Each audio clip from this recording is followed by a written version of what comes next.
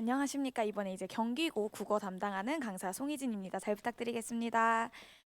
일단은 이제 경기고 이제 하면은 보통 이제 남고의 특성이 국어를 좀 이제 소홀히 하는 친구들이 되게 많습니다. 근데 이제 제가 저희 우리 디스쿨이라고 어머님들 아실까 모르겠어요. 이제 어머님들이 보시는 건데 거기에 이제 경기고 국어 쳐서 보면 이제 나오는 내용이 다른 과목은 몰라도 국어랑 수학은 보내세요라는 하는 내용이 여기도 이렇게 댓글에 여기 보시면 수학과 국어는 보내요라고 되어 있었고 그 다음에도 이제 가서 보시면은 국어랑 수학 빼고는 안 다녀도 될 것 같아요 해가지고 국어가 굉장히 내신에서 범위가 가지는 힘이 크기도 하고 나중에 이제 수능이랑 직결되는 것도 커서 국어가 중요하다는 얘기를 하면서 이제 제 소개부터 하면은 저는 잠시만요. 네. 저는 이제 현재 두각학원에서 수업하고 있는데 이제 그 강사들 계에 슈퍼스타 K 마냥 약간 강사 오디션 같은 게 있습니다. 그게 이제 대성에서 주최하는 스타 강사 코리아라는 게 있는데 거기서 이제 결선까지 진출해서 현재 그 경기고를 담당하고 두각학원에서 일을 하게 됐고요. 저는 올해 이제 경기고, 휘문고, 경기여고 이렇게 세 학교를 담당을 하게 됐는데 바로 가가지고 이제 우리 경기고 경향부터 살펴볼 건데 제가 이렇게 연도별로 쭉 가지고 왔어요. 근데 이거를 연도별로 가지고 온 이유가 뭔지를 들어주시면 좋겠는데 저희가 교과서가 09년도에 한번 개정이 됐었고 그다음에 15년도에 한번 개정이 됐습니다. 그럼 저희가 15년도에 개정된다고 아이들이 15년부터 그 교과서로 공부하는 게 아니라 보통 한 17이나 18 정도부터 아이들이 그 교과서로 공부를 하게 됩니다. 근데 이게 09 때도 마찬가지고 15 때도 마찬가지인데 처음에 교과서가 이제 새로 개정이 됐기 때문에 개정이 되고 처음에 한 1에서 3년까지는 교과서에 굉장히 충실해서 선생님들이 문제를 내십니다. 왜냐하면 처음 나온 교과서이기 때문에 그렇게 해도 아이들이 충분히 등급을 구분할 수 있고 아이들의 실력차가 판별이 되기 때문에요.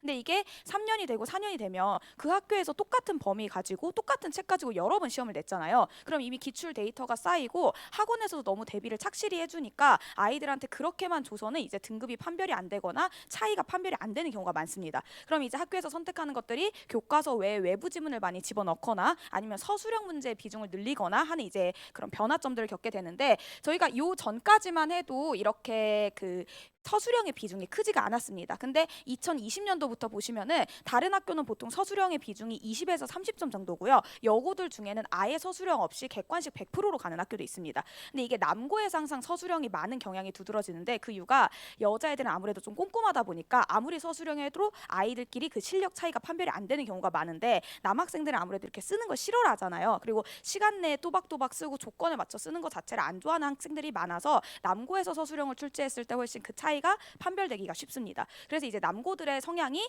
이 15 개정 교과서를 사용했을 때 20년도 이후부터 서술형의 비중이 커진다라는 게 좀 남고들의 공통적인 특성이었는데 아니나 다를까 이제 2020년도부터 40점으로 늘어났습니다. 근데 이제 이게 2020년부터 40점, 30점, 40점, 35점 해서 강남권에 있는 다른 남고보다 기본적으로 서술형 비중이 높다라고 생각을 해주시면 됩니다. 휘문고 같은 경우에는 항상 30점을 넘지 않는데 우리 이 경기고 같은 경우에는 항상 30점 이상 그러니까 35나 40점을 기록하고 있어서 서술형의 비중이 높고요. 그게 똑같이 40점이어도 뭐가 다르냐면 이때는 객관식 20문항에 서술형 8문항 해가지고 28문항이 이제 출제가 됐었는데 2022년에는 똑같이 40점인데 객관석이 24문장이 되고 4문항이 되고 그다음에 이제 서술형이 8문항이 돼가지고 문항이 이제 4문항 늘어나게 된 거죠. 그럼 문제수는 많아졌는데 배점은 서술형에 그대로 두겠다는 거는 학교에서 객관식에 두는 비중보다 서술형으로 애들을 가르겠다 하는 의도가 더 뻔하다라고 생각을 해주시면 되고요. 그래서 서술형 문제가 굉장히 중요한 거 문항 수가 전체적으로 늘어난 거 생각해 주시면 되고요.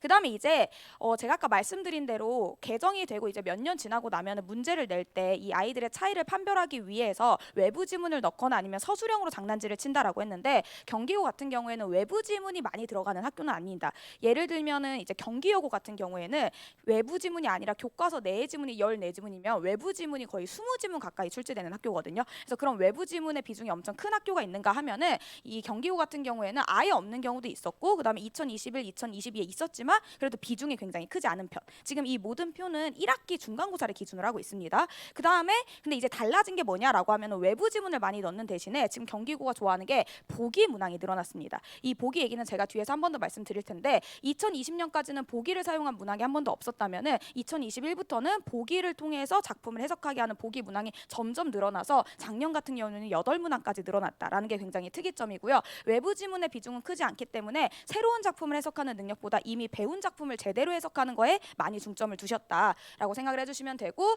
그 다음에 이제 이게 출제되었던 내역들이라고 봐주시면 되는데요. 문법 같은 경우가 정말 학교가 이렇게 되면 좀 피곤해집니다. 이게 복불복인데 보시면 아시겠지만 1-1단원만 공통적으로 들어가는 거를 빼고는 매년마다 출제 범위가 달랐습니다. 근데 이렇게 하면 이제 강사 입장에서도 미리 교재를 만들어 놓는데 이제 어려움이 있고, 특히나 이제 2021과 2022에 나왔던 이 9단원 같은 경우에는 고전 시가였기 때문에 보통의 학교에서는 1학기 중간고사에 넣으면 힘드니까 1학기 기말이나 2학기 중간으로 빼는 내용입니다. 근데 이제 경기고 같은 경우에는 외부 지문이 없는 대신에 그 시험의 난이도를 올리기 위해서 1학기 중간고사부터 어려운 범위인 이제 9단원을 끌고 온다던가요. 아니면 뭐 그 작년에는 문법을 출제했는데 올해는 문법을 출제하지 않겠다든지 이런 식으로 매번 범위를 이제 다르게 내고 있기 때문에 학생들이 미리 예습을 하는 게 조금 효과가 많이 떨어지는 케이스다라고 생각을 해주시면 되겠고요. 첫 시험에 어려운 부분이 들어가기 때문에 첫 시험부터 아이들이 멘탈이 많이 깨지거나 조금 많이 등급이 갈리는 경우가 많다라고 생각을 해주시면 되겠습니다. 이제 정리해드리면은 첫 번째는 교과서에 충실한 편입니다. 외부 지문이 많지는 않지만 이제 범위가 많아졌다. 그리고 범위가 예측에 불과하다라는 게 첫 번째 특징.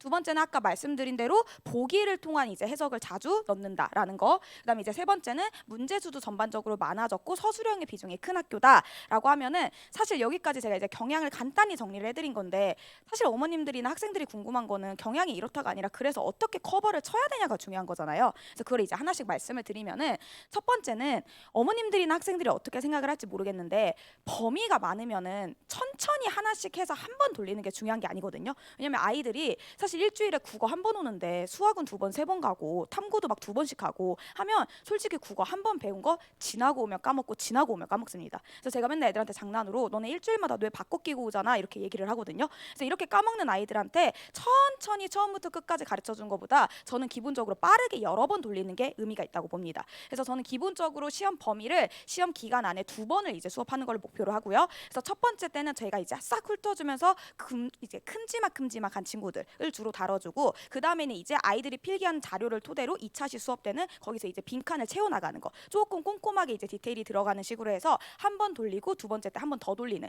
식으로 이제 빠르게 여러 번 돌리는 게 목표고요. 그 다음에 이렇게 범위가 많은 학교에서 필요한 거는 자료의 퀄리티가 좋아야 된다는 겁니다. 왜냐하면 아무리 제가 빠르게 여러 번 수업을 해줘도 아이들이 집에 돌아가면 까먹고 돌아가면 까먹으니까 이 교재 자체가 퀄리티가 좋아서 아이들이 스스로 집에서 충분히 공부할 수 있게끔 되어야 합니다. 그래서 제가 이제 중요하게 생각하는 건 빠르게 여러 번 돌리고 자료의 퀄리티가 좋아야 된다라고 했을 때, 이제 저 같은 경우에는 그 저희 보통 이제 대치동에서 다녀보신 학생들이나 이제 보내보신 어머님들은 아시겠지만 그 수업 자료를 책으로 주는 학원도 많은데 내신 기간 같은 경우에는 프린트물로 주는 경우도 굉장히 많습니다. 왜냐하면은 내신 범위가 처음부터 고정되어 있는 게 아니라 이렇게 매주 바뀌기도 하고 매 시험마다 바뀌기도 하기 때문에 이거를 프린트물로 나가는데, 저는 미리 1단원부터 마지막 단원까지 다 교과서를 만들어 놓고 학교에서 이게 진도 나갔다면 그 범위만큼 무조건 교재로 제본을 해서 줍니다. 근데 그 안에는 이제 아이들이 배우는 학생용 교과서에 선생님들이 보시는 교사용 교과서, 그리고 아이들이 시중에서 볼 수 있는 자습서와 평가 문제지까지 모두 넣어서 가지고 있고요.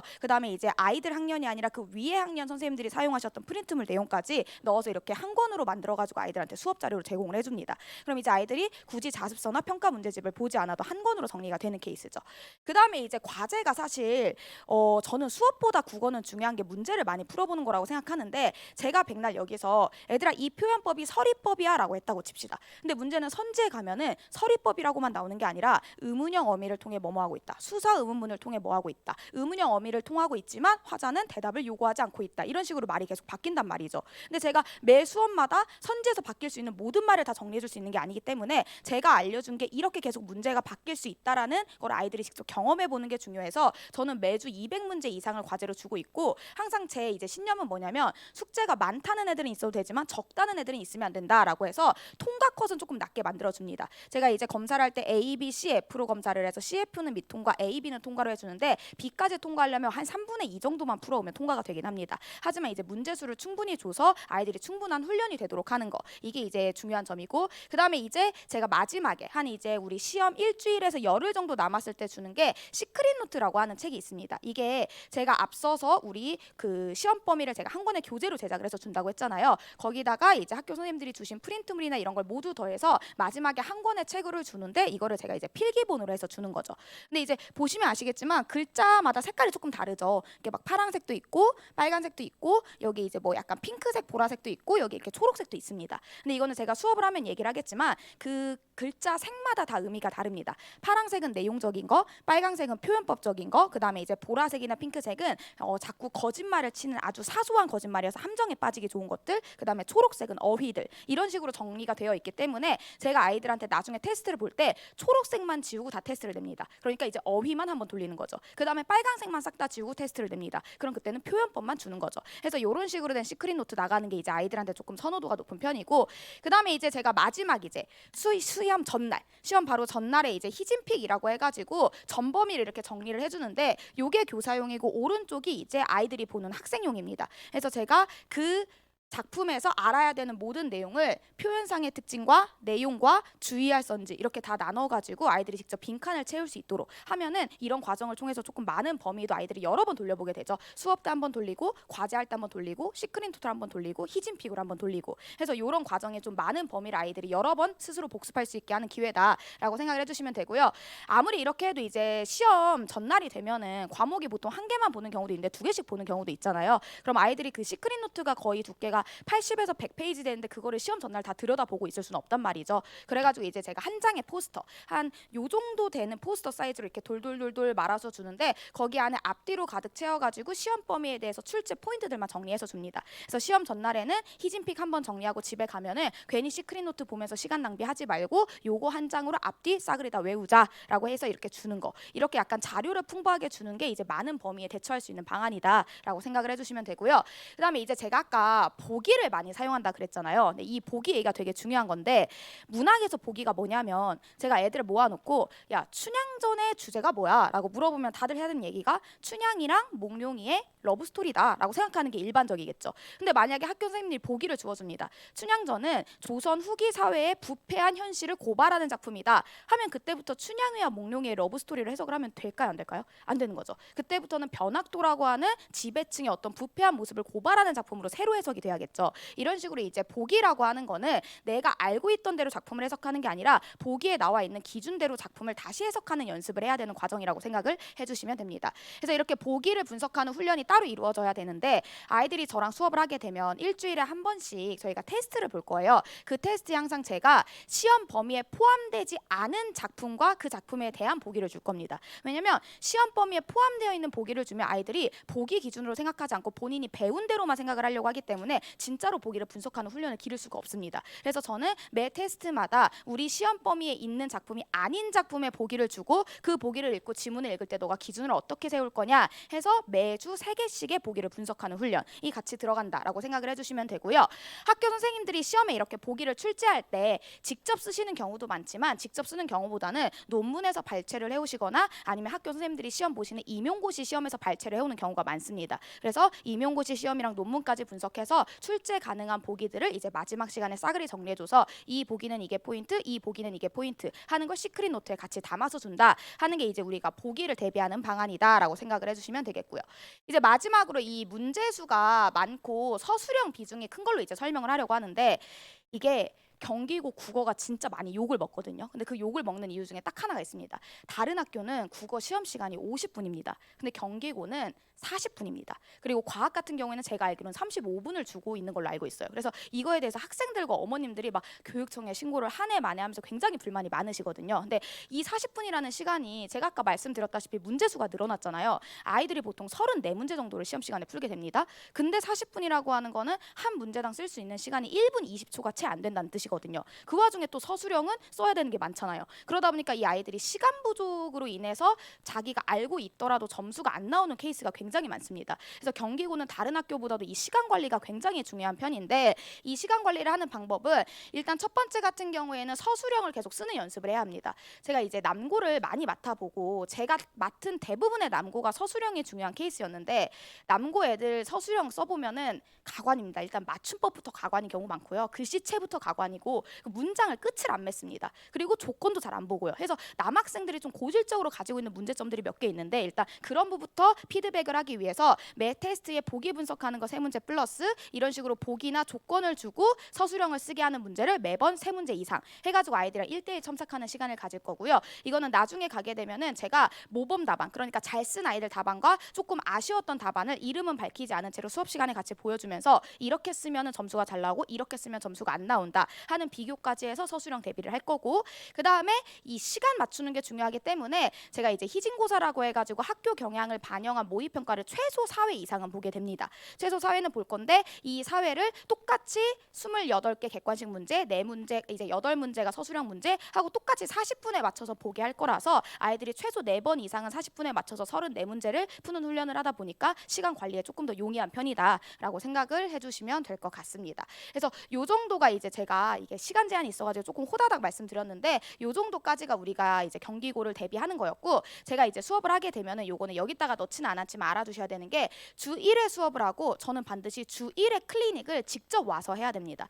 보통 이제 국어 같은 경우가 아이들이 바쁘다 보니까 클리닉을 와서 할 수가 없어서 보통 뭐 수업 시간을 3시간 반으로 잡고 수업 시간 내에 클리닉을 본다든지 이런 테스트를 보는 경우가 많은데, 저는 개인적으로 국어는 암기의 영역이 아니라 설득의 과정이라고 생각을 하는 사람이라서 테스트를 보는 게 중요한 게 아니라 저랑 첨삭하는 과정이 중요하다고 생각을 합니다. 그리고 제가 아이들한테 막 장난으로 얘기하는 게, 야, 클리닉 과정은 너희를 가르치는 과정이 아니라 너희를 가스라이팅하는 과정이다 이렇게 얘기를 합니다. 그러니까 아이가 딴 데로 생각이 새지 않게 제가 계속 이 아이를 맞는 방향으로 계속 이렇게 끌고 가려면은 이거는 테스트를 본다고 되는 게 아니라 첨삭을 해야 해서 주 1회 클리닉 그리고 주 1회 수업이 필수라고 생각을 해주시면 되겠고요. 그 테스트 문제는 매주 수업 내용에 대한 복습, 아까 말한 보기 분석하는 거, 그 다음에 서술형 문제 하는 것까지 해서 총 80에서 100문제 정도로 매번 구성이 될 거고, 풀어온 다음에 채점하고 저랑 1대1 첨삭하는 거까지가 수업 내용이라고 봐주시면 되겠고요. 저희가 이제 3월 개강하고 반이 열리기는 하겠지만 그래도 아이가 저랑 잘 맞는지 안 맞는지도 봐야 되고, 사실 아무리 좋은 선생님을 찾아가도 애가 안 맞으면 이게 아이가 공부할 마음이 안 나거든요. 그래가지고 특강을 준비했습니다. 이제 설 연휴 지나고 설 연휴 동안 아이들이 바쁠 것 같아서 그땐 지나고 2월 12일 월요일이랑 2월 15일 목요일에 시간을 일부러 다르게 배치를 했고요. 특강 내용 같은 경우에는 이번에 문법이 중간고사에 들어갈 수도 있고 들어가지 않을 수도 있지만 무조건 중간에 안 들어가면 기말에는 들어가게 됩니다. 그래서 딱 3시간으로 내가 정리해 줄 수 있는 게 뭘까 생각을 하다가 의문의 체계랑 의문 변동이라고 하는 시험 범위를 저희가 3시간 동안 정리를 할 거고, 그 강의 자체는 무료로 제공되고 교재도 무료로 제공되니까 한번 들어보고 아이들한테 선택의 기회를 주면 좋을 것 같다라고 생각을 합니다. 그리고 사실 저희가 이게 전 과목을 하다 보니까 어머님들 끝까지 들으시고 나면 저 기억도 안 나실 거예요. 국어 그 누구지? 이러고 기억도 안 나실 거예요. 그래서 여기 번호 있습니다. 요 번호로 전화 주시면 저희 연구소랑 이제 1대1로 연락이 되어가지고 여기로 궁금한 거나 혹은 경기고가 기출을 구하기가 되게 힘듭니다. 족보닷컴이나 이런 데 올라와 있지 않기 때문에 혹은 기출을 받아서 좀 풀어보고 싶다 하면은 여기로 연락 주시면은 저희가 도와드리도록 하겠습니다. 네, 여기까지 마치겠습니다. 감사합니다.